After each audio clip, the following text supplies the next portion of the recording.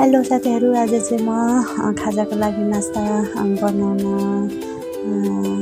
लागेको। म चाहिँ धनिया टिप्न गएँ। अब पास्ता चाहिँ थापेर अब धनिया लिएर आएर पखाले धारामा पकाइसकेर ल्याइसकेर मजाले बोटमा राखिसकेर मैले चाहिँ हेरेको पास्ता पाएको रहेनछ र मैले 2टा टमाटर लिएँ, एउटा प्याज लिएँ अनि अदुवा र लसुन पनि लिएँ थोरै। अनि त्यसलाई चाहिँ मैले कटिङ गर्दैछु। मैले चाहिँ साथीहरू गर्मी छ, इटरीमा गर्मी बढिसक्यो। मैले चाहिँ प्याज टमाटरहरू काट्दैछु साथीहरू।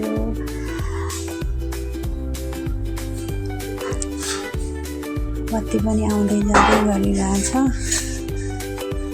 आज के हो यस्तो साथीहरू, मैले चाहिँ प्याज काट्दैछु है। अब काट्न सक्ने बेला गइसक्यो। अदुवा र लसुनहरू काट्दैछु। अदुवा र लसुन चाहिँ थोरै पड्काउनको लागि चाहिँ मैले काटेको। त्यसपछि धनिया काट्दैछु साथीहरू। हेर्न सक्नुहुन्छ हजुरहरूले सादा बनाउने हो। मेरो पास्ता चाहिँ पाइसकेको छ।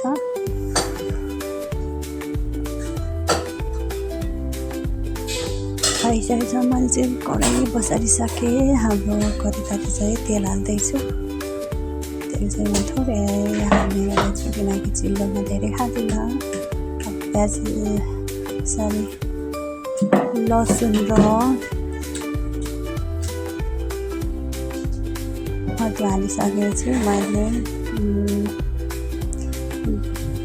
गाजर प्याज हालिसकेको छु। अब त्यसलाई चाहिँ चलाउँदैछु। अब रातो बनाइसकेर मैले चाहिँ मसला हाल्दैछु। मसलामा चाहिँ जिरा, यसरी जिरा होइन, नुन, बेसार, धुलो मसला हालिसक्यो। त्यसलाई चाहिँ थोरै चलाइदिनुपर्छ। अब मैले चाहिँ टमाटर हालिसकेको। टमाटर अब चलाउनुपर्छ थोरै। त्यसलाई चाहिँ पाक्नुपर्छ है साथीहरू।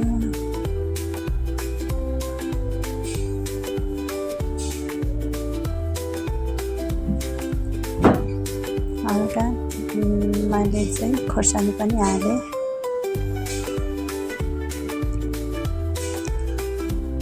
टमाटर पाकिसकेको छ साथीहरू। मैले पास्ता हालिसकेँ। पास्तालाई हल्का चलाउँदैछु।